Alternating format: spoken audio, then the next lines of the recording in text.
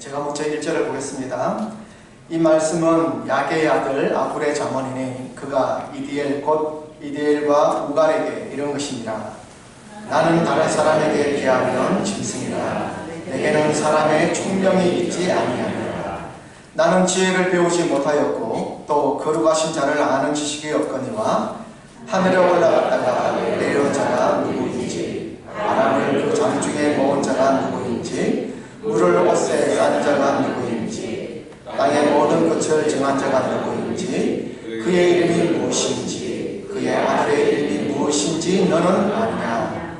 하나님의 말씀은 다 순전하며 하나님은 그를 의지하는 자의 방패시니라. 너는 그의 말씀에 가지 말라. 그가 너를 책망하시겠고 너는 거짓말하는 자가 될까 두려우니라. 내가 두 가지 일을 주께 구하였사오니 내가 죽기 전에 내게 거절하지 마시옵소서. 곧 헛된 것과 거짓말을 내게서 멀리 하옵시며 나를 가난하게도 마시옵고 구하게도 마옵시고 오직 필요한 양식으로 나를 먹이시옵소서. 같이요.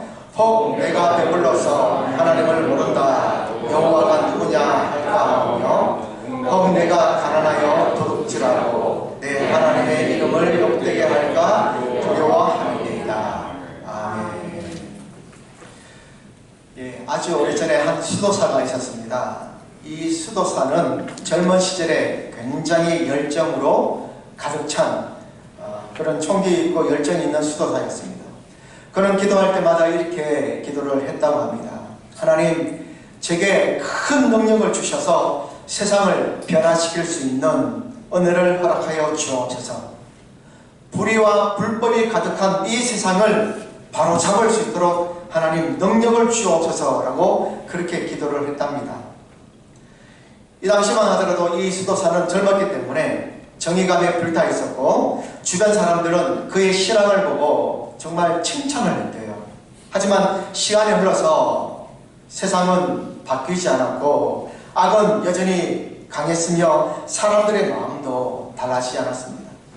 자, 그러자 이 수도사는 점점 지쳐갔고 신앙의 열정이 식은 것은 아니지만 그러나 자신의 기도에 응답이 더딘 것을 보고 자신의 한계를 절감합니다. 그리고 나서 중년이 되어서 이런 기도를 올렸다고 합니다. 주님, 세상은 너무나 크고 저는 너무나 작습니다. 그렇기에 세상을 변화시키기보다는 제 주변 사람만이라도 변화시킬 수 있도록 제게 능력을 주옵소서. 제 가족, 제 공동체, 제 교회 이들만이라도 바꿀 수 있도록 은혜를 주옵소서. 여러분, 그렇게 기도했대요. 이전보다 조금 더 성숙하고 부드러워진 기도였지만 그러나 여전히 이 수도사의 마음에는 이 열정이 식어지지는 않은 거예요. 시간이 또 지났습니다. 얼마간의 시간이 지난 다음에 이 수도사는 어느덧 머리가 희끗희끗해진 이 노년의 나이에 접어들게 되었어요. 그러던 중에 조용한 새벽에 수도원 예배당에서 눈물로 이렇게 고백을 했답니다. 하나님, 이제야 깨달았습니다. 세상을 바꾸려 했던 저는 정작 저 자신을 바꾸지 못했습니다. 주님, 이제 세상이 아니라 사람들이 아니라 이 부족한 저의 마음부터 변화시켜 주옵소서. 그렇게 기도를 했다고 합니다. 그리고 그날의 일기장에 이렇게 적었대요. 위대함이란 세상을 바꾸는 것이 아니고 하나님 앞에서 나 자신을 바꾸는 것이다. 그렇게 말을 했습니다. 자, 오늘 이 수도사의 어떤 예화를 제가 가지고 왔는데 이 예화의 내용이 오늘 잠언 30장에 나오는 이 지혜자 아굴의 기도와 아굴의 삶과 너무나 닮아있다는 것을 보게 되었습니다. 잠언 30장을 기록한 저자는 세상을 향하여 고개를 들지 않고요, 세상을 바꾸겠다고 요구하지 않고요, 도리어 자기를 향하여 자기를 바라보며 자기를 바꾸고 자기의 신앙을 점검하는 겸손한 모습을 보여주고 있습니다. 뭐라고 이야기하고 있습니까? 나는 다른 사람들에 비하면 짐승과 같습니다. 그렇게 말을 해요. 내게는 다른 사람이 가지고 있는 총명함이 없습니다. 라고까지 자기를 낮추고 있습니다. 하나님, 저는 지혜가 없고 지혜를 배우지 못했으며 거룩하신 하나님을 아는 지식도 없습니다. 그리고는 오늘 오늘 8절 5절에서 이렇게 말을 하죠. 곧 헛된 것과 거짓말을 여기서 멀리 해주시고 나를 가난하게도 마시고 부하게도 마시고 필요한 양식으로만 나를 먹여 주옵소서. 그렇게 기도하는 거예요. 세상을 바꾸기 전에 자기 자신이 먼저 하나님 앞에서 바로 설 수 있도록 해달라는 이 아굴의 기도, 정말 지혜자의 기도다라는 것을 알게 되는 거죠. 저는 오늘 이 주일 아침에요, 저와 여러분 함께 이 지혜자인 아굴의 고백을 살펴보면서 하나님 앞에 아굴과 같이 겸손한 신앙을 저도 그리고 여러분들도 함께 가질 수 있기를 간절히 예수 그리스도 이름으로 축복하겠습니다. 자, 그러면 1절을 보면 이 잠언 30장의 표제가 나오는 것입니다. 자, 1절을 같이 한번 읽어보겠습니다. 시작. 이 말씀은 야게의 아들 아굴의 잠언이니 그가 이디엘 곧 이디엘과 우갈에게 이른 것이니라 고 말씀합니다. 우리가 알다시피 잠언은 솔로몬이 기록한 걸로 알고 있는데, 근데 잠언을 편집하고 후대에서 구성하면서 솔로몬 외에도 이 아굴이라든지 또 다른 이들이 이 잠언의 내용을 잠깐 이 잠언을 기록한 그런 부분이 나온단 말이죠. 오늘 잠언 30장이 바로 그런 장입니다. 이 아굴이라는 사람, 야게의 아들 아굴이 잠언 30장을 기록했다라고 이야기합니다. 그러면 이 아굴이 누구인가? 라는 거죠. 여러분, 아굴이라는 사람에 대한 이름을 들어보신 적 있나요? 성경을 아무리 찾아봐도 아굴이라고 하는 사람은 오늘 잠언 30장을 제외하고는 나오질 않아요. 그래서 학자들은 추측하기를 이 인물이 실존 인물인가 아닌가에 대해서 많이 궁금해했습니다. 그래서 학자 중 일부는 실존 인물일 것이다, 야게의 아들이고 아굴이라고 구체적으로 자기 혈통, 집안을 이야기하고 있기 때문에 실존 인물일 것이다. 아마 솔로몬이 기록한 이 3,000개 이상의 잠언과 전도서 이 시편을 기록했지 않습니까? 그러면서 이걸 편집하는 가운데 함께 동참했던, 거기에 참여했던 한 사람이 아닐까, 그렇게 이야기하는 사람도 있고, 또 어떤 사람들은 아니다, 실존 인물이 아니라 상징적인 인물일 것이다. 왜냐하면 이 아굴이라는 단어, 말 이름 자체가 겸손한 자 혹은 자기 한계를 아는 자라는 뜻이거든요. 이 잠언의 어떤 성경적인 장르가 무엇입니까? 지혜 문학이잖아요. 지혜서 아닙니까? 지혜서. 그래서 지혜 문학적 표현으로 아굴, 즉 자기 한계를 아는 겸손한 자 라고 이야기를 하면서 상징적으로 이름을 올리면서 하나님과의 관계에서 이 잠언을 대하는 지혜자들이 어떤 자세로 잠언을 읽어야 하는지를 일깨워주기 위해서 그렇게 했을 것이다. 그런 해석도 하는 분들이 있습니다. 자, 어느 쪽의 해석이 맞든지 분명한 것은 야게의 아들 아굴은 자기를 높이지 않고 하나님 앞에서 자기를 낮추며 지혜를 모으는 사람으로, 그리고 진실한 고백을 하는 사람으로 우리에게 이야기를 오늘 말씀을 하고 있다는 거죠. 자, 2절 보시면 아굴은 자기를 또한 이렇게 표현하고 있습니다. 2절을 같이 보시죠. 시작. 나는 다른 사람에게 비하면 짐승이라 내게는 사람의 총명이 있지 아니하니라 라고 이야기했습니다. 여러분, 여기서 이 아굴은 자기를 가리켜서 뭐라고 비유하죠? 짐승이라고 이야기합니다. 짐승. 여러분, 아굴이 자기 자신을 짐승이라고 표현하는 것은 자기를 비하하기 위해서가 아닙니다. 하나님의 지혜와 하나님의 거룩하심 앞에서 인간이 얼마나 무지한지, 얼마나 어리석은지를, 얼마나 어리석고 우둔한지를 비유적으로, 대조적으로 표현하기 위해서 지금 자신을 가리켜 짐승이다라고 이야기하고 있는 겁니다.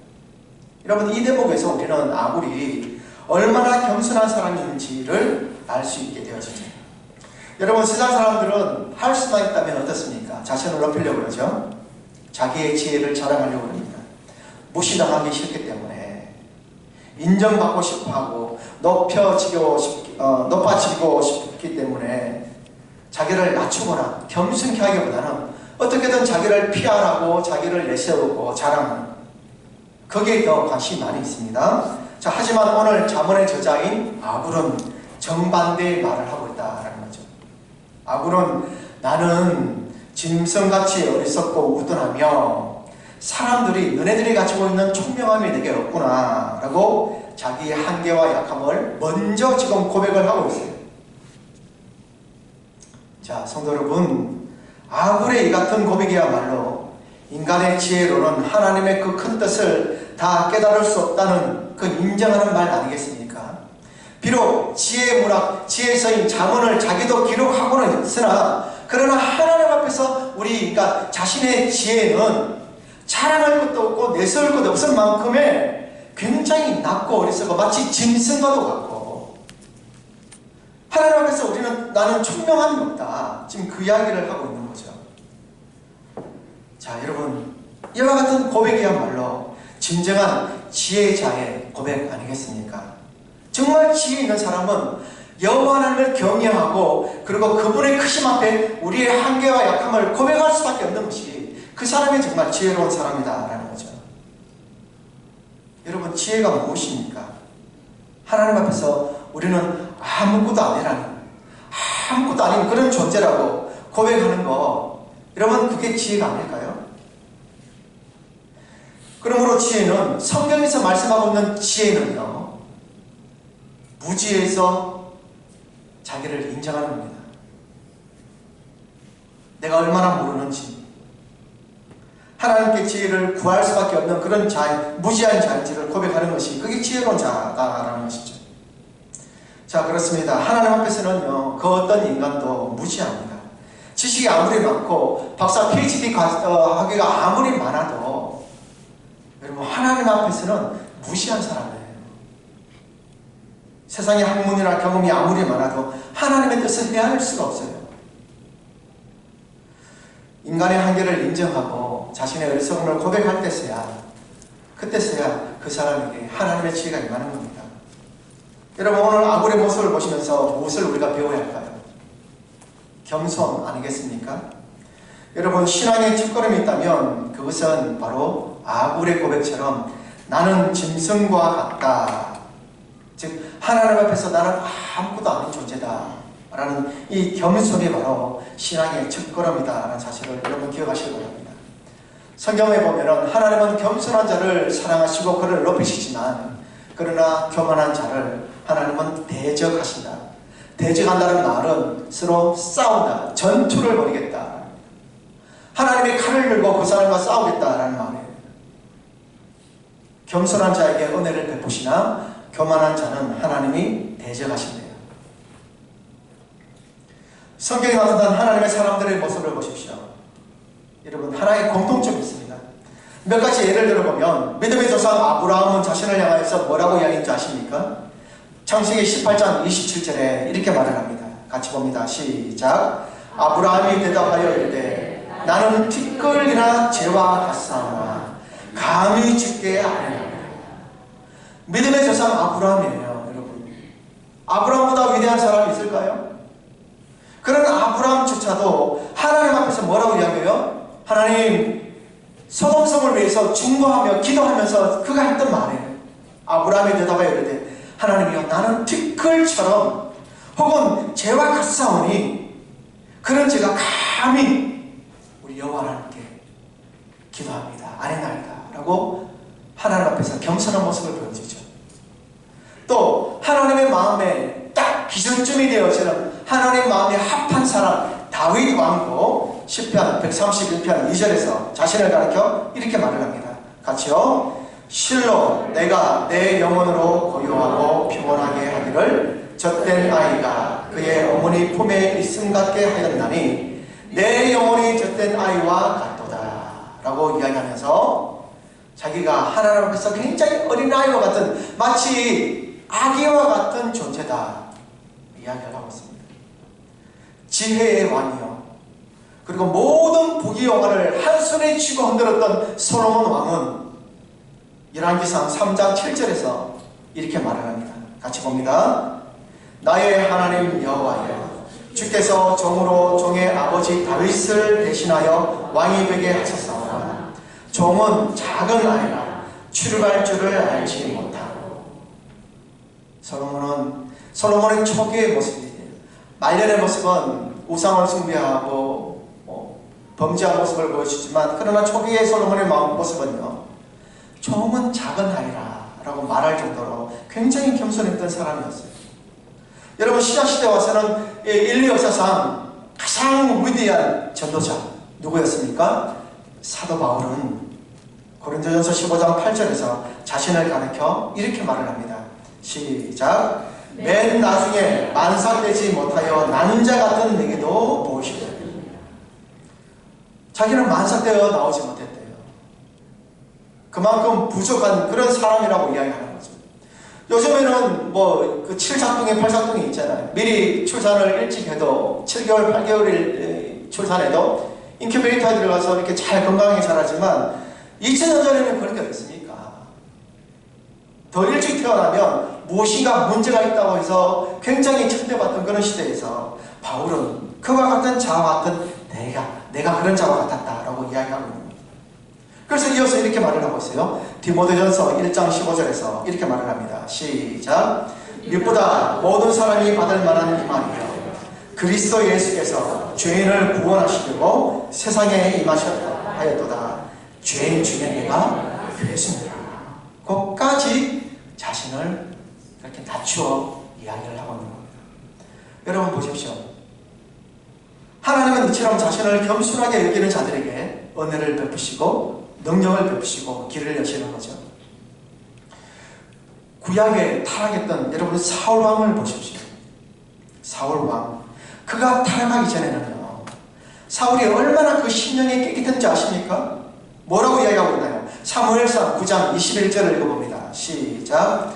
사울이 대답하여 이르되 나는 이스라엘 지파의 가장 작은 지파 베냐민 사람이 아니니까, 또 나의 가족은 베냐민 지파 모든 가족 중에 가장 미약하지 아니하나이까 당신이 어찌하여 내게 이같이 말씀하시나이까. 사무엘이 사울에게 왕이 될 제목으로 그에게 기름을 부으려고 그러니까 사울이 자신을 만류하며, 사무엘을 만류하며 이야기하잖아요. 아니, 나는 우리가 속한 지파는 이스라엘 지파 가운데 가장 작은 지파인 베냐민 지파고, 우리 집안은 베냐민 지파에서도 가장 작고 가장 미약한 가정인데 어찌하여 당신은 내게 이같이 이스라엘의 왕으로 삼으려고 하십니까? 라고 할 만큼 겸손했던 사람이 사울 왕이었습니다. 그렇게 자신을 낮추었던 사울에게 하나님은 이스라엘의 왕권을 주셨고 그의 손에 모든 권력을 주셨지만, 그러나 사울의 마지막은 어떻게 되었나요? 우리가 잘 아는 것처럼 결국 시기와 질투와 귀신 들려서 교만으로 말미암아 하나님 앞에 버림받게 되어지죠. 여러분, 그러므로 우리들도 하나님으로부터 귀하게 쓰임받고 싶으시다면, 우리 가정이, 우리 자녀가, 우리 모두가 하나님 앞에서 이처럼 귀하게 은혜도 받고 능력도 받고 귀하게 쓰임받고 싶으시다면 기억하십시오. 가장 먼저 성경이라고 하는, 하나님의 말씀이라고 하는 거울 앞에 서시고 거기에 비친 우리의 모습을 정직한 모습으로 한번 살펴보십시오. 나는 하나님 앞에 겸손한가? 나는 사람들 앞에서 어떤 모습으로 비춰지고 있는가? 나는 과연 하나님과 사람들 앞에서 정직과 겸손으로 그렇게 내가 신앙생활을 하고 있는가? 그리고 이를 통하여 우리가 가졌다고 자랑하는 것들 있죠. 우리가 가지고 있다고 자랑하는 모든 것들은 실상은 하나님으로부터 다 온 것이라는 것, 이걸 우리가 놓쳐서는 안 되는데, 사실 우리의 것은 사실 아무것도 없음을, 모든 것이 그저 하나님이 주신 것을 내가 누리고 있음을 깨닫고 스스로 나의 약함과 부족함을 깨달아 더욱더 하나님의 은혜가 아니면 내가 한순간도 살아갈 수 없는 존재라고 그렇게 고백함과 동시에 겸손한 모습을 가지시기를 예수님 이름으로 축복하겠습니다. 여러분, 이렇게 자신을 낮추고요, 겸손하게 여기고 자기의 부족을 인정하는 사람, 그 영혼을, 그 사람을 하나님은 높이시는 겁니다. 반대로 하나님 앞에서, 사람들 앞에서 자신을 낮추지 않고 대접받기를 원하고 자기를 높이려고 그러고 자랑하려고 하는 사람들 있죠. 여러분, 그런 분들 보면 제가 누누이 말씀드리지만 추합니다. 추해요. 본인이 본인 자신을 높이는 것만큼 추한 거 없어요. 교회에도 그런 분들이 있어요. 우리 교회는 그런 분들 없어요. 하지만 그런 분들이 있어요. 성도들이라 하지만 하나님은 그런 사람을 높이 하나님께서 은혜를 베푸시고 여러분 그분을 들어 사용하시겠습니까? 귀하게 여기시겠어요? 천부당 만부당한 이야기입니다. 하나님은요 자기를 낮추시고 자기의 부족을 인정하고 다른 사람을 나보다 낮게 여기는 예수 그리스도의 빌립보 2장 말씀처럼 그리스도 예수의 마음을 가진 자를 하나님은 사랑하시고 그를 귀히 여기시는 겁니다. 아브라함처럼 다윗처럼 솔로몬의 초기 모습 그리고 바울처럼 여러분 하나님께서는 그런 사람들을 높이시고 사람들 앞에서 귀하게 복된 자로 세워주셨다는 것을 여러분 기억하시고 여러분 저와 여러분 모두 다 이제 겸손해지는 은혜가 있으시기를 예수님 이름으로 축복하겠습니다. 4절 이하를 보시면 이제 아굴은 자신이 하나님에 대해서 온전히 알지 못함을 고백하면서 동시에 세상을 향하여서도 질문을 던지는 거예요. 자, 그 질문이 무엇입니까? 4절을 같이 읽어봅니다. 시작. 하늘에 올라갔다가 내려온 자가 누구인지, 바람을 그 장중에 모은 자가 누구인지, 물을 옷에 싼 자가 누구인지, 땅의 모든 끝을 정한 자가 누구인지, 그의 이름이 무엇인지, 그의 아들의 이름이 무엇인지 너는 아느냐? 이 질문을 하고 있어요. 이 질문은 마치 욥기서 마지막에 보면 하나님이 하시는 것처럼 네가 천지를 만들 때 이 천지가 어떻게 창조되었는지 네가 봤느냐 아느냐? 바람이 어디서 오고 이 세상 자연만물이 어떻게 형성되었으며 이걸 네가 아느냐? 하나님의 위대하심 앞에 인간의 그 약함, 부족함, 그 우둔함에 대해서 이야기를 하는데 오늘 말씀도 마찬가지입니다. 아굴이 오늘 4절에서 뭐라고 이야기합니까? 인간이 아무리 똑똑하고 아무리 해박한 지식을 갖고 있다 하더라도 하늘에서 갔다가 내려온 자가 누구인지 네가 아느냐? 무슨 말입니까? 그런 사람이 없다는 겁니다. 하나님을 본 사람도 없고 하나님에 대해서 아는 사람도 없다는 거죠. 땅의 끝을 정한 자도 아무도 없다는 겁니다. 하나님 앞에서 인간이 얼마나 무력하고 한계적인 존재인지를 드러내는 그런 굉장히 신앙의 통찰력이 있는 그런 질문이죠. 하나님이 어떤 분이신지를 네가 온전히 깨닫지 못하면서도 어떻게 네가 하나님 앞에서 그렇게 고개를 들고 그렇게 교만하게 그렇게 대할 수 있느냐?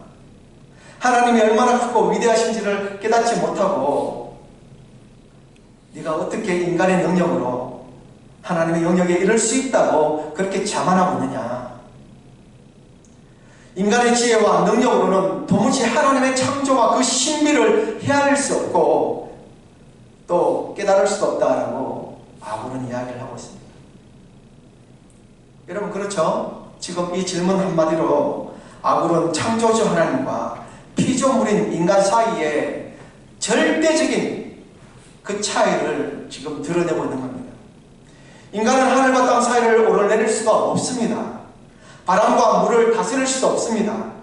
우리가 자연의 힘 앞에 얼마나 무력한 존재인지 우리가 다 알지 않습니까? 인류 역사 가운데 최고의 문명국가, 최고의 과학기술을 가지고 있다 하더라도 비가 한번 매섭게 오거나 바람이 세게 불거나 아니면 이 쓰나미가 불거나 이러면요 다 그 앞에 무너지는 겁니다. 인간의 과학기술, 문명 아무것도 그걸 막을 수 있는 재간이 없어요. 태풍 한번 불고 폭우 한번 내리고 허리케인 한번 오면 여러분 속수무책으로 당하는 것이죠. 자 그런데 그 하나님은 그 모든 자연 질서를 정하셨고 그 끝을 정하신 분이라고 말씀을 하고 있습니다. 그래서 아굴은 물어요. 마지막 절에 뭐라고 이야기하고 있습니까? 그의 이름이 무엇이며 하나님의 이름이 무엇이며 그의 아들의 이름이 무엇인지를 아느냐? 앞으로 오실 메시아에 대한 그런 예언적인 계시까지도 아굴이 이야기하고 있는 거죠. 지혜자이니까요. 이와 같은 질문은 하나님에 대해서 아느냐라기보다는 하나님의 속성, 하나님의 본질, 하나님의 어떤 구속에 대한 비밀을 네가 알고 있느냐? 지금 그 질문을 하고 있는 거죠. 너희는 도무지 알지 못하지 않느냐? 실제로 인간은 하나님이 자기를 계시해 주기 전까지는 절대로 하나님을 알지 못합니다. 그래서 여러분 계시에는 두 가지가 있다고 그러잖아요. 일반 계시가 있고 특별 계시가 있죠. 일반 계시는 자연 만물입니다. 그래서 일반 계시로 우리는 조물주가 있겠구나. 이 세상을 지은 조물주가 있겠구나. 그분이 누구인지는 알지 못하지만 신이라는 분이 계시겠구나 라는 것을 하늘에 떠있는 별을 보고 자연 만물을 보고 우리 인류의 어떤 몸을 보고 인간의 몸을 보고 아는 거예요.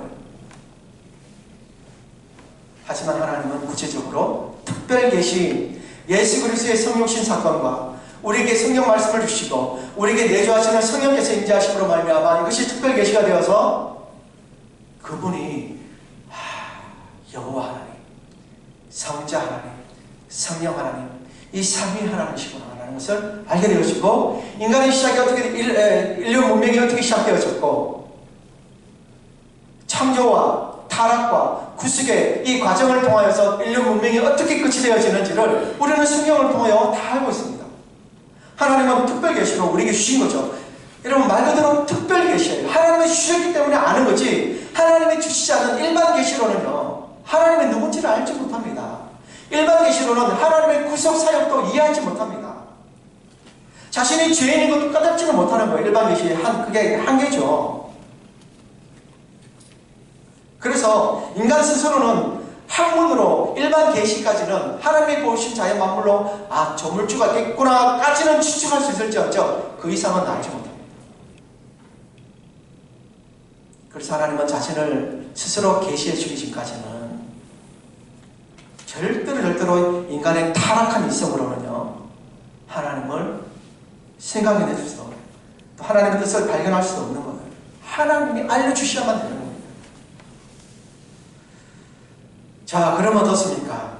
하나님께서 말씀한 대로 창조하신 피조물들 하나님의 형상으로 지원받았다고 하는 우리 인간들도 하나님을 제대로 알 수 없다면 그건 누가 하나님을 알 수 있냐 했을 때 바울은 디모데전서 6장 16절에서 이렇게 이야기를 하고 있습니다. 같이 한번 읽어보겠습니다. 시작. 오직 그에게만 죽지 아니함이 있고 가까이 가지 못할 빛에 가시고 어떤 사람도 보지 못하였고 또 볼 수 없는 이시니 그에게 존귀와 영원한 권능을 돌릴지어다. 아멘. 자, 여기서 바울이 뭐라고 이야기하고 있습니까? 아무도 보지 못하였고 누구도 가까이 갈 수 없는 빛 속에 계시는 그 하나님 같은 신비에 대해서 인간이 어떻게 알 수 있겠느냐? 그러니 이사야서 55장 9절에서 이사야는 이렇게 말을 하고 있어요. 같이요. 시작. 이는 하늘이 땅보다 높음같이 내 길은 너희의 길보다 높으며 내 생각은 너희의 생각보다 높음이니라 라고 말씀하시면서 하나님의 뜻과 인간의 어떤 생각 그 갭이 얼마나 큰지 지금 말씀하고 있습니다. 하나님의 계획, 하나님의 섭리, 하나님의 경륜하심 여러분 우리는 모릅니다. 알 길이 없어요. 다만 성경을 통하여서 하나님은 선하신 분이시며 합력하여 모든 것을 선을 이루시는 분이시며 오늘날 우리가 당하는 고난과 어려움이 있다면 그것조차도 하나님은 우리에게 선으로 바꾸신 하나님, 절대로 그의 백성을 실족해 하지 않는 하나님, 사람이 감당치 못할 시험당함을 허락하지 아니하시고 또한 시험당할 때 능히 그 피할 길을 여시는 하나님, 사랑의 하나님이신데 모든 것에서는 하나님의 뜻이겠거니 라고 믿고 인내하는 거예요. 견디는 겁니다. 그래서 믿음의 다른 말은 인내, 버티는 거예요. 견디는 거예요. 하나님의 뜻과 계획을 우리가 알 수만 있다면 얼마나 좋을까요? 그러나 인간을 알지 못하고 사람 마귀조차도 알지 못합니다. 따라서 성도 여러분, 오늘 우리가 그토록 높고 거룩하신 하나님을 알고 그 앞에 나가게 된 것은 오직 예적부터 선지자를 통하여 말씀하시고 마침내 독생자 예수 그리스도를 보내셔서 그를 통하여 모든 것을 밝히 보여주신 예수님의 십자가, 성령의 강림, 우리 손에 들고 있는 성경 말씀을 통하여 그나마 하나님을 어렴풋이 우리가 하나님의 특별 계시를 통하여 알 수 있게 된 하나님의 특별 은혜를 입고 있다는 사실, 그러므로 하나님의 어떤 분이시고 누구신지 우리가 하나님 뜻에 우리의 뜻을 맞춰 나가는 이 일을 겸손하게 자기를 부인하는 가운데 감사함으로 순종함으로 우리가 그 복을 우리가 그게 맞춰서 복된 삶을 살아야 한다라는 것입니다. 여러분 이런 삶을 살아가시기를 축복합니다. 자, 그런데 이제 아굴은 그런 자신의 어떤 겸손과 또 하나님의 전능하심 앞에 자신의 어떤 무지에 대해서 이야기하면서 그는 두 가지 아주 깊이 있는 기도를 하나님 앞에 올려드립니다. 바로 7절과 8절과 9절에 아골의 기도가 기록되어 있는데요. 여러분 이 기도문은요, 지혜서인 잠언에서 유일하게 기록되어 있는 기도문이에요. 여러분 잠언에는 기도문이 들어가 있지 않아요. 기도 형식으로 고백되어 있는 그런 문장들은 있을지라도 오늘 이 아굴의 기도만큼 선명하게 하나님 앞에 구하는 기도문은 없습니다. 자, 그러면 우리의 흥미를 끌죠. 자, 당대 지혜자, 고대 이스라엘의 지혜자였고 현자라고도 할 수 있는 이 아굴이 그 어떤 기도의 제목을 갖고 있는지, 어떻게 기도했는지, 그 내용이 무엇인지 우리가 연구해보면 받는 교훈이 클 거 아닙니까? 자, 그러면 먼저 7절을 같이 한번 보겠습니다. 시작. 내가 두 가지 일을 주께 구하였사오니 내가 죽기 전에 내게 거절하지 마시옵소서. 자, 아굴은 하나님 앞에 두 가지를 기도한다고 그러는데, 근데 그 전에 이야기하죠? 두 가지를 기도하겠는데 그 다음 뭐예요? 내가 죽기 전에 내게 거절하지 마시옵소서. 여러분 이 표현만 보더라도 지금 아굴이 구하는 기도가 얼마나 중요한지, 얼마나 간절한지를 알겠죠? 죽기 전에 꼭 들어달라는, 얼마나 간절했으면 그렇게 표현할까요? 그러면 그 두 가지 기도 제목이 뭐냐? 너무너무 궁금해요. 자, 8절에 보면 나옵니다. 8절에 두 가지 기도가 다 나와요. 자, 읽어보겠습니다. 8절 시작. 곧 헛된 것과 거짓말을 내게서 멀리 하옵시며 나를 가난하게도 마옵시고 부하게도 마옵시고 오직 필요한 양식으로 나를 먹이시옵소서. 여기 두 가지가 다 있어요. 첫 번째가 뭡니까? 헛된 것, 거짓말을 내게서 멀리 해주십시오. 첫 번째. 두 번째는요, 나를 가난하게도 마옵시고 부하게도 마옵시고 오직 필요한 양식으로 나를 먹여주옵소서. 여러분 이거예요. 여러분 이스라엘의 지혜자, 현자의 기도치고는 너무 소박하고 단출하다. 여러분 그렇게 생각하십니까? 여러분 그 의미를 한번 보겠습니다. 첫 번째 기도의 내용의 의미가 무엇입니까? 아굴은 첫 번째, 헛된 것과 거짓말을 내게서 멀리 해주십시오 라고 이야기해요. 하나님께 진리와 정직 안에서 살게 해달라는 말이죠. 여기서 헛된 것은 말 그대로 허망한 거예요. 헛된 거예요. 즉 공허한 세상의 욕망을 대한 함축적인 내용입니다. 세상의 헛된 욕망이에요. 그리고 두 번째 뭐예요? 거짓말. 거짓말은 뭡니까? 진실하지 않은 거잖아요. 거짓된 삶 아닙니까? 하나님을 속이는 위선적인 삶이에요. 종교적인 삶이죠. 굉장히 위선적이고 굉장히 형식적인 삶. 여러분 사실요, 이 두 가지를 보십시오. 헛된 것과 거짓말은 사실 늘 이 두 가지 때문에 하나님과 우리와의 관계가 멀어지는 겁니다. 세상의 욕망을 따라 허탄하고 헛된 것을 쫓는 삶, 이건 하나님을 멀리하는 행동이죠. 또 거짓말로 사람을 속이고 하나님을 속이고 자신을 위선적으로 보이고 외식적으로 보이는 것은 하나님의 진리를 대놓고 거역하는 것이며 성도로서는 해서는 안 되는 일들 아니겠습니까? 여러분 세상은 우리에게 끊임없이 이야기해요. 더 가져도 돼. 더 가져. 지금보다 더 높아져도 괜찮아. 지금보다 더 편하게 그렇게 살아. 괜찮아. 누가 뭐라고 그러니? 두 눈 질끈 감고 그냥 잠깐 타협해. 잠깐 불법 행해도 아무도 몰라. 다들 그렇게 살아가잖아. 신앙, 예수, 아니야 지금 잠깐만, 아무도 모를 때 잠깐만 그 눈 감고 그 일을 하면 네가 그것을 가져올 수 있어. 여러분 그렇게 세상은, 사단은 우리를 유혹하는 겁니다. 근데 여러분 우리가 반복적으로 경험하잖아요. 그 달콤함에 넘어가면 어떻게 되죠? 그 끝이 어떻게 되어져요?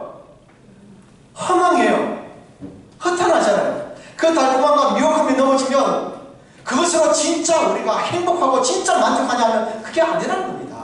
그 다음에 또 다른 무언가 더 강한, 더 충격적이고 더 쇼킹한 무엇인가를 갈망하는 것이 인생이고, 그게 죄성을 가진 우리의 본성입니다. 우리 인간이에요. 그 끝이 항상 허망해요. 헛된 거예요. 늘 목말라요. 늘 가급해합니다. 일찍이 솔로몬은 이 사실을 그의 인생 노년에서야 깨닫게 되어져요. 당대 최고의 권력과 권세를 가지고 근동 지역을 호령했던, 최고의 부귀영화를 누리며 지혜 잘하고 칭송받던 솔로몬, 그의 아버지 다윗보다 더 넓은 영토를 차지하고 근동 지역을 다스렸어요.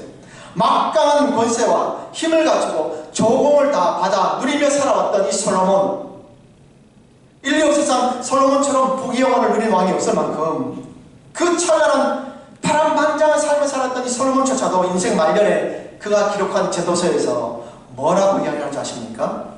전도서 그 서두 시작을 이렇게 이야기하고 있어요. 전도서 1장 2절 3절입니다. 시작. 전도자가 이르되 헛되고 헛되며 헛되고 헛되니 모든 것이 헛되도다. 해 아래에서 수고하는 모든 수고가 사람에게 무시 유익하다. 여러분, 제가 여러분 앞에 우리 인생 헛되다고 이야기하면 여러분 뭐 그렇게 마음에 그렇게 와닿는 게 별로 없을 텐데, 제가 가진 게 없으니까. 근데 솔로몬이 뭐라고 이야기합니까? 솔로몬이 이야기하는 거예요. 헛되대요. 그걸 반복적으로 이야기해요. 헛되고 헛되며 헛되고 헛되니 모든 것이 헛되도다. 몇 번요? 5번이나 헛되다는 것을 이야기하고 있어요. 뿐만 아닙니다. 12절, 13절, 14절에서 더 노골적으로 이야기하고 있어요. 같이 읽어보겠습니다. 시작. 나 전도자는 예루살렘에서 이스라엘 왕이 되어 마음을 다하며 지혜를 써서 하늘 아래에 생하는 모든 일을 연구하고 살핀즉 이는 괴로운 것이니 하나님이 인생에게 주사 수고하게 하신 것이라. 내가 해 아래에서 행하는 모든 일을 보았노라. 보라, 모두 다 헛되어 바람을 잡으려는 것이로다. 여러분, 헛된 것을 쫓는 허탄한 허망한 인생을 지금 솔로몬이 말년에 한탄하고 있는 겁니다. 여러분, 그렇습니다. 솔로몬은요, 인생의 모든 부귀영화와 세상의 즐거움을 다 경험해본 사람이에요. 그러나 그의 마지막에 모든 것이 헛되다라는 결론에 그가 다다르게 되었어요. 왜 그럴까요? 그가 깨달은 것이 무엇입니까? 하나님을 떠난 인생의 모든 수고와 성취는 결국 바람을 잡는 것과 같다 라는 사실입니다. 아무리 많이 재물을 쌓아두고 아무리 성공적으로 세상에서 성공을 거뒀다라고 자랑을 해도 여러분, 죽을 때 그걸 가지고 가나요? 그냥 다 두고, 여러분이 보신 거 성경 말씀에 보면은 다 남의 것이 되는 거예요. 다 자녀의 것이 되고 다 남주고 가는 겁니다. 다 빈손으로 가요. 중요한 것은 빈손으로 죽어서 누구 앞에 서요? 하나님 앞에 서요.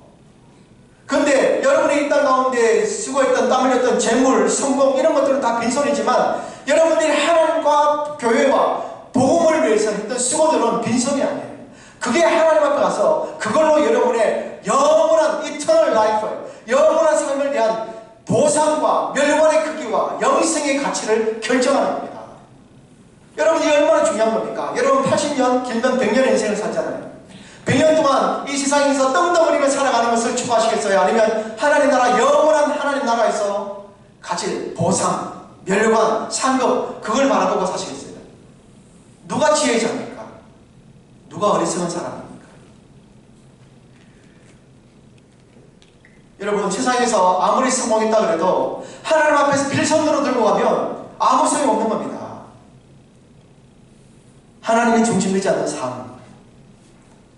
여러분, 예수 중심, 말씀 중심, 복음 중심, 교회 중심, 그런 삶이 아닌 나 중심, 우리만 잘 먹고 잘 살고 이런 쪽으로 내 배만 불리는 삶은요, 한순간에 허무를 경험하게 될 것입니다. 솔로몬은 뼈저리게 깨달아서 그 많은 부귀영화 다 쓸데없다는 거예요. 다 깨달은 거예요. 오늘 잠언을 기록하고 있는 아굴도 이 사실을 꿰뚫어 보고 있어요. 그는 현자니까, 지혜로운 자니까. 그래서 하나님 앞에 구하기를 뭐라고 해야 합니까? 하나님이여 헛된 것, 허망한 것 내게서 멀리 해주십시오. 거짓말을 내게서 멀리 해주십시오. 단순히 거짓말을 하지 않게 달라는 그런 기도가 아니라 아굴의 기도는 세상의 헛된 욕망과 위선에 유혹당하지 않고 하나님의 말씀의 진리와 정직 안에 살아가며 끝까지 신앙의 도를 다할 수 있는 하나님 그런 자리를 쓰게 하여 주옵소서. 여러분, 우리가 믿음을 잃는 이유가 어디에 있습니까? 우리가 믿음을 상실하고 믿음이 낙오되고 경건이 무너지는 이유가 어디에 있을까요? 외적인 핍박입니까? 외적인 어려움이에요? 아닙니다. 오히려 외적으로 우리를 박해하고 핍박하면 우리의 신앙은 더 단단해져요. 대부분 우리가 경건이 무너지고 신앙이 무너지는 것은 세상의 헛된 욕망에 사로잡힐 때예요. 세상의 성공이 전부인 것처럼 더 많이 가지는 것이 복인 것처럼 거기에 속고 살아가기 때문에 그러다 보니까 신앙의 열정이 사라지는 거예요. 예배의 기쁨이 사라지는 거예요. 우리의 관심이 하나님이 아니에요. 세상이 되어버렸어요. 그렇게 살아가다 보면 정작 그 끝은 자꾸 공허합니다. 허망해요. 가져봤어요. 근데 만족이 없어요. 여러분 세상 거 다 가져보셨잖아요. 만족해요? 만족이 없습니다. 길어야 1년, 짧으면 몇 개월로 그냥 끝나버리잖아요. 돈을 아무리 많이 벌어도 만족이 없습니다. 그리고 불안해요. 돈이 내 생명을 보장합니까? 내 안전을 보장합니까? 내 경험을 보장합니까? 그렇다면 돈 벌러 나가야죠. 근데 그게 아니잖아요. 불안해요. 사람들로부터 인정받아도 마음이 여전히 목마릅니다. 만족이 없고 불안해하며 여전히 목마른 것, 그게 바로 세상의 헛된 것의 본질이에요. 아굴은 또한 첫 번째에서 두 번째로 뭐라고 해야 합니까? 거짓말을 멀리 해달라고 그러죠. 여러분, 거짓말은 단순히 사람을 속이는 거 아니에요. 진리를 외면하는 겁니다. 하나님 말씀을 고의로 하나님 말씀을 듣지 않겠다는 겁니다. 자신을 속이는 거예요. 더 나아가 하나님을 속이는 거죠. 여러분, 신앙인들이 가지는 가장 큰 거짓말이 무엇입니까? 신앙이, 예수 믿는 사람들이 가지는 가장 큰 거짓말이 하나님 앞에서 자신을 속이는 겁니다. 하나님 앞에서 아닌 척, 교회 앞에서 아닌 척, 거짓말. 겉으로는 믿음 있는 척 하지만 실제로는 하나님보다 세상을 더 사랑하는 거예요. 그거요, 하나님 앞에서 엄청난 거짓말이에요. 여러분, 하나님은 거짓을 추워도 용납하지 않으신 분이세요. 하나님의 자녀는 진리 안에서, 성령 안에서 정직한 마음으로 살아가기를 원하십니다. 여러분, 우리의 신앙은 화려한 외식으로 드러나는 것이 아니라 하나님 앞에서 진실함으로 증명되어져야 합니다. 그래서 아굴이 이 두 가지, 헛된 것과 거짓을 함께 언급해서 말하고 있는 겁니다. 왜냐하면 헛된 욕망은 결국 사람을 거짓된 삶으로 타락시키기 때문에 헛된 것과 거짓말을 묶어서 아굴이 지금 기도하고 있는 거예요. 그 아굴은 본질을 꿰뚫고 있는 그 지혜자라는 겁니다. 그러면 여러분 기억하십시오. 욕심은 진실을 왜곡하게 만들고 탐욕은 신앙의 순수함을 무너뜨리죠. 결국 헛된 것은 거짓을 낳고 거짓은 하나님과의 관계를 파괴시킵니다. 자, 그러므로 성도 여러분, 아굴이 지금 8절에서 구하고 있는 기도가 너무 수수하고 단촐해 보인다고요? 아닙니다. 오늘 우리도 아굴처럼 그렇게 기도해야 되지 않겠습니까? 주님, 오늘 저를 세상의 헛된 욕망으로부터 지켜주옵소서.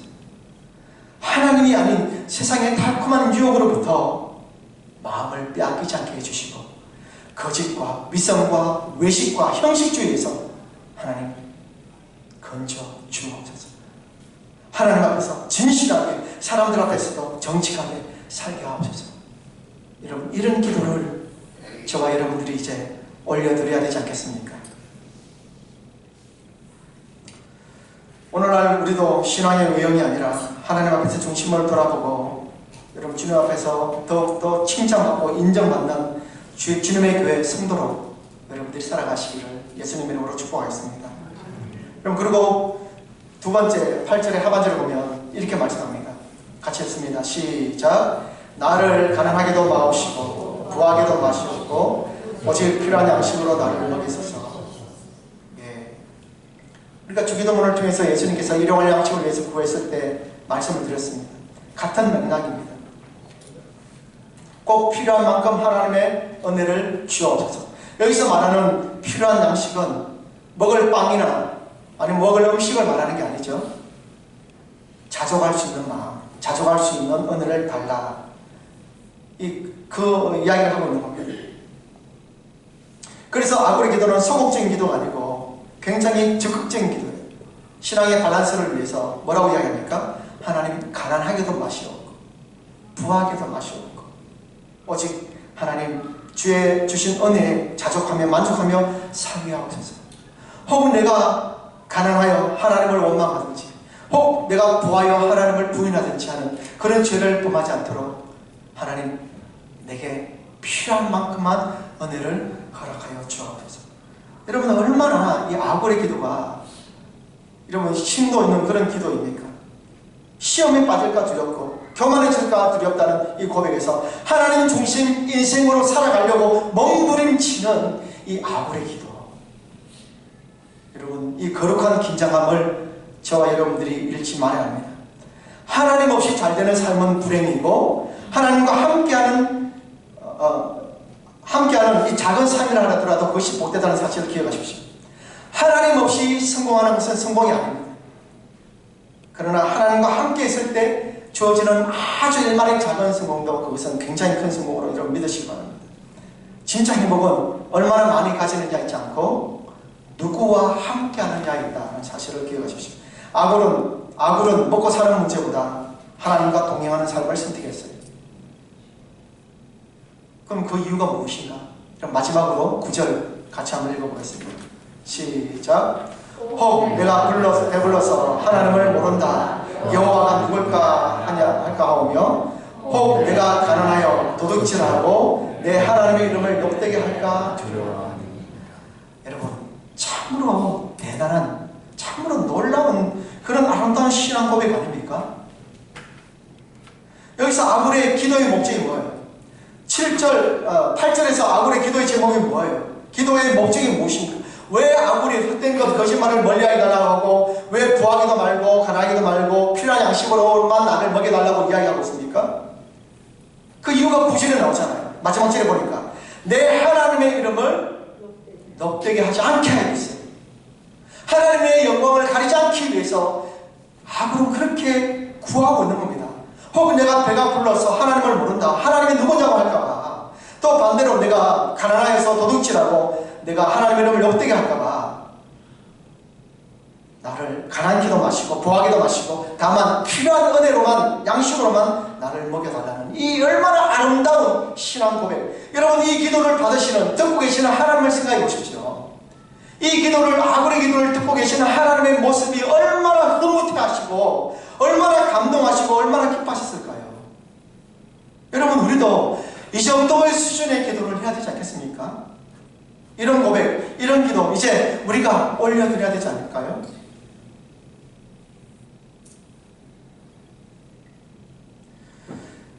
여러분 말씀을 정리하겠습니다. 아굴의 모든 기도는요 한 가지 목적에서 출발했습니다. 내 하나님의 이름을 욕되지 않게 하기 위하여. 여러분 이 표현을 보십시오. 아굴은 물질의 많고 적음보다 형편이 좋아지고 나아지는 혹은 나빠지는 것보다 하나님의 이름이 나로 말미암아 높임을 받고 계시는가 아닌가에 항상 그것이 중심이었어요. 언제나 아굴의 인생의 판단 기준은 하나님의 중심이었습니다. 여러분 그래요. 이런 심성, 이런 심사, 이런 심령을 가지고 하나님께 올려드리는 이 고백이야말로 정말 참된 신앙의 본질 아니겠습니까? 하나님이 오늘 나로 말미암아 높임을 받고 계시는가? 하나님은 내 삶을 통하여 하나님의 영광이 드러나고 있는가? 아니면 그 반대인가? 여러분 우리가 매일매일 우리의 신앙을 점검해야 돼. 오늘 아굴의 기도가 우리에게 던지는 질문이라는 것입니다. 사랑하는 성도 여러분, 아굴은 하나님 앞에서 자신의 무지함과 우둔함과 비참함을 인정하는 겸손한 사람이었어요. 자신이 가지고 있는 지혜로는 결코 하나님의 지혜와 경륜을 알 수 없다고 고백했어요. 자신을 낮추어 나는 짐승과 같습니다, 총명이 없습니다 라고까지 자신을 낮춥니다. 그리고 하나님 앞에 도화지를 구합니다. 헛된 것과 거짓말을 멀리하여 주옵소서.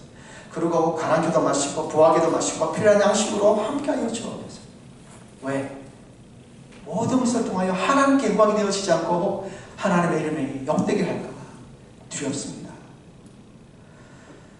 단순히 물질의 문제, 이 땅에서 잘 살고 못 살고 많이 가지고 못 가지고 그 문제를 뛰어넘어서 하나님 중심의 삶, 경건한 삶, 정직한 삶, 이런 삶을 살고자 결단하는 이 아굴의 기도, 여러분, 저와 여러분들이 가질 수 있기를 축복하겠습니다.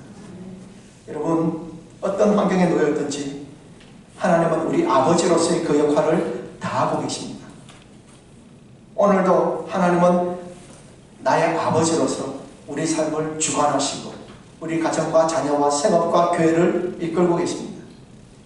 따라서 그 하나님을 신뢰하고 어떤 환경에 놓여지든 하나님을 바라보고 믿음 생활 하시기를 바랍니다. 그러면 먹고 사는 문제 아니에요.